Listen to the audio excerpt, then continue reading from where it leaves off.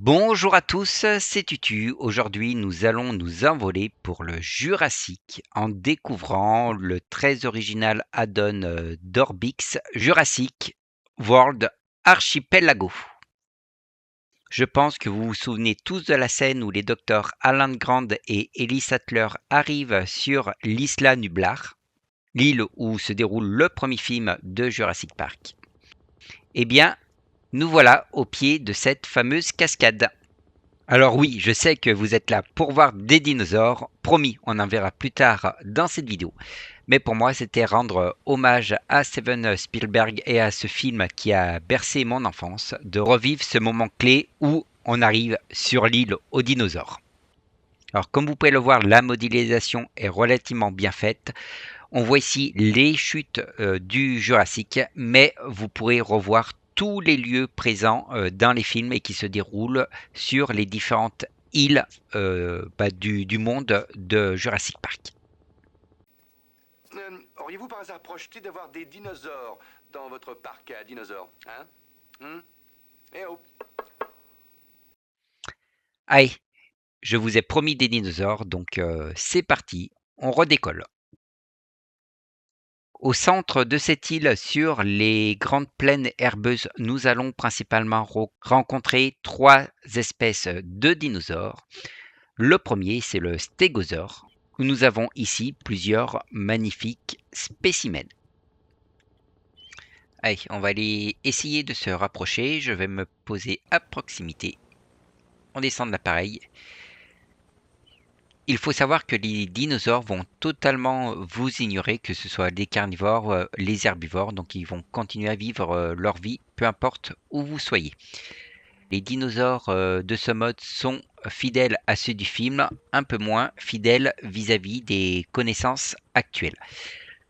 Par exemple, on sait que leur queue à pointe, le Tagomizer, c'est le nom de cette queue à pointe, les pointes étaient situées horizontalement vis-à-vis de la queue et non en V ou verticalement.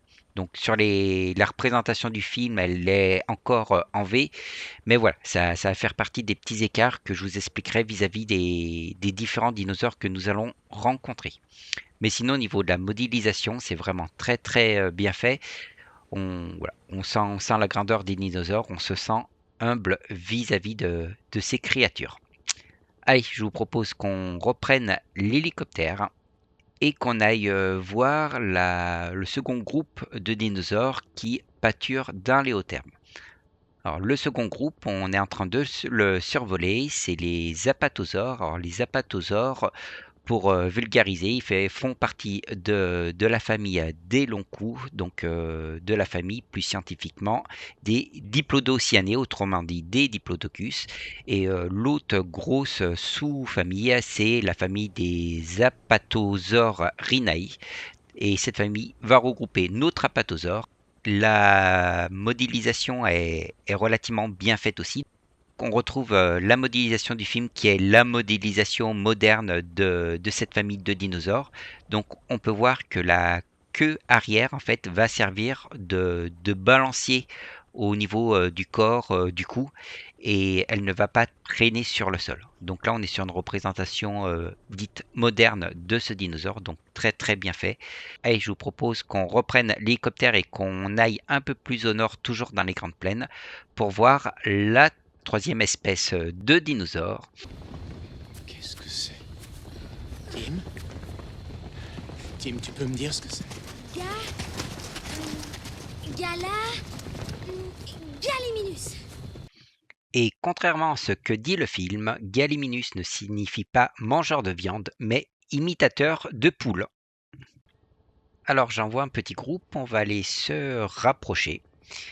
Et pour la modélisation, elle est encore une fois fidèle au film, mais elle est très loin des représentations modernes, actuelles que l'on se fait de ce dinosaure.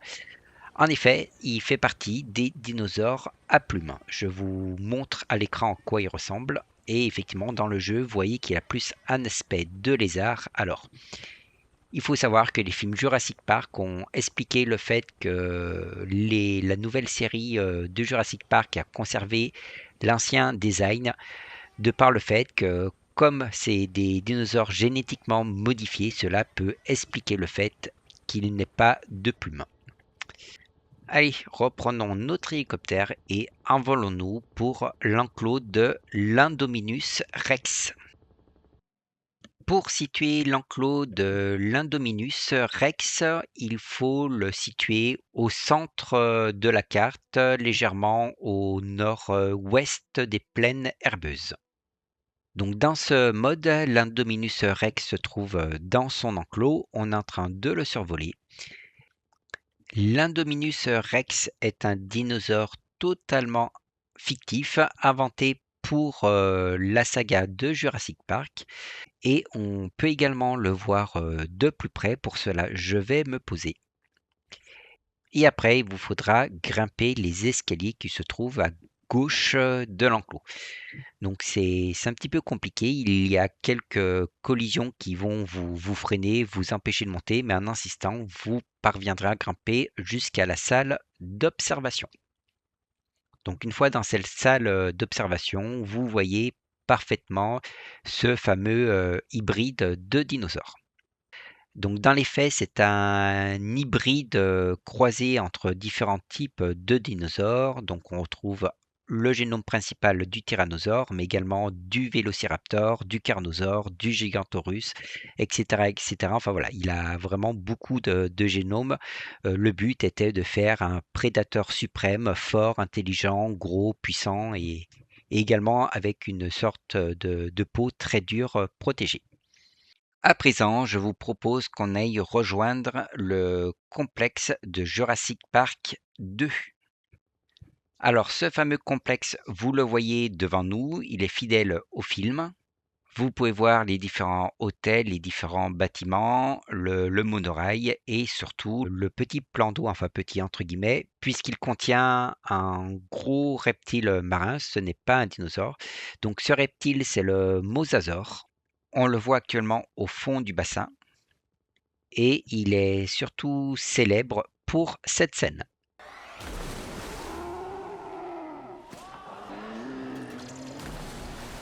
Dans Archipelago, comme vous pouvez le voir, il nage, mais il va également sauter hors de l'eau pour reproduire cette fameuse scène. Au niveau du village principal, vous avez un autre dinosaure et celui-ci est mythique. Je pense que vous l'aurez compris, je parle bien du Tyrannosaure Rex. Donc le Tyrannosaure Rex se trouve au centre de l'enclos. Malheureusement, on ne peut pas se poser dans l'enclos, il y a trop de végétation et je n'ai pas trouvé de centre d'observation, donc on peut juste survoler ce Tyrannosaure Rex. Je vous propose qu'on survole une dernière fois le roi des lézards tyrans, c'est ce que signifie Tyrannosaurus Rex. Petite anecdote qui, j'en suis sûr, fera son petit effet lorsque vous la sortirez lors de vos repas de fête. Saviez-vous que le tyrannosaure mâle avait un pénis rétractible, comme les oiseaux, les crocodiles et même les humains? Si vous ne le saviez pas, maintenant vous êtes au courant. Le centre est également intéressant puisqu'il y a plein de bâtiments, encore une fois, totalement fidèles au film. À présent, envolons-nous vers un autre dinosaure mythique du film, j'ai nommé le Vélociraptor. L'enclos des Vélociraptors va se trouver tout à l'est de l'île, donc c'est marqué Helipad Raptor. On retrouve un enclos qui est là aussi fidèle à celui du film. Donc on voit bien les passerelles qui se trouvent en haut de l'enclos. Et je vous propose qu'on se rapproche pour voir nos fameux raptors. On va poser notre appareil juste devant cet enclos. Et pour observer les raptors, je pense que l'escalier de droite aurait dû être fonctionnel, mais on a un bug de collision et on ne peut pas monter à cet escalier. Donc je vous propose qu'on aille simplement observer ces dinosaures devant la grille à l'entrée principale de l'enclos. La présentation des raptors est relativement bien faite puisqu'ils sont camouflés, discrets derrière la végétation. D'ailleurs, n'hésitez pas à me dire combien vous en voyez. Allez, retournons à notre appareil. On a encore différentes espèces de dinosaures ou de reptiles à aller voir. Je vous propose qu'on se dirige vers la volière de Isla Nubla. Nous voilà présents à proximité de cette grande volière. Comme vous pouvez le voir, son architecture est là encore fidèle au film.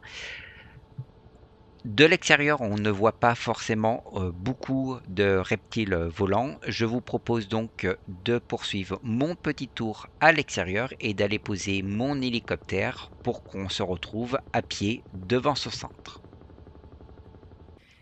Et voilà donc l'entrée de cette fameuse volière. Je vais courir pour pénétrer à l'intérieur, grimper les escalators. Ils ne marchent pas. Et une fois que je serai en haut, nous arrivons dans la fameuse zone d'observation des reptiles volants. Dans cette volière et dans Archipelago, vous aurez 2 reptiles volants. Donc le gros qu'on voit voler, c'est le Pteranodon. Et vous en avez donc le deuxième, c'est le plus petit qui est posé sur le rocher sur la droite. C'est le Dimorphodon, qui est beaucoup plus petit. Et il a également une longue queue, et pour continuer à différencier les 2 espèces de reptiles volants, le Pteranodon a une grande crête au sommet de la tête. Oups, donc comme vous pouvez le voir, on peut également tomber, mais on ne se blesse pas. Et je vais profiter d'être totalement au niveau du sol pour essayer de me rapprocher d'un de ces reptiles volants pour que vous puissiez bien les voir. Voilà donc un beau spécimen de Pteranodon. Et je vous propose qu'on reprenne notre hélicoptère pour finir cette vidéo. Avant de finir, je voulais vous montrer encore une ou deux choses, mais il y a vraiment beaucoup d'éléments relatifs au film à voir. Donc actuellement, je survole le tout premier bâtiment de Jurassic Park, celui qu'on voit dans le tout premier film. Vous aurez également accès à d'autres îles, dont l'île Isla Sorna, où vous retrouvez quasiment tous ces dinosaures. Et également d'autres volières, là aussi, fidèles aux différents films de Jurassic Park. C'était Tutu, j'espère que cette petite visite au Jurassique, ou plutôt devrais-je dire dans le passé, puisque la plupart des dinosaures ou des animaux qu'on a vus dans cette vidéo ne vivaient pas au Jurassique, mais dans d'autres époques, notamment au Crétacé.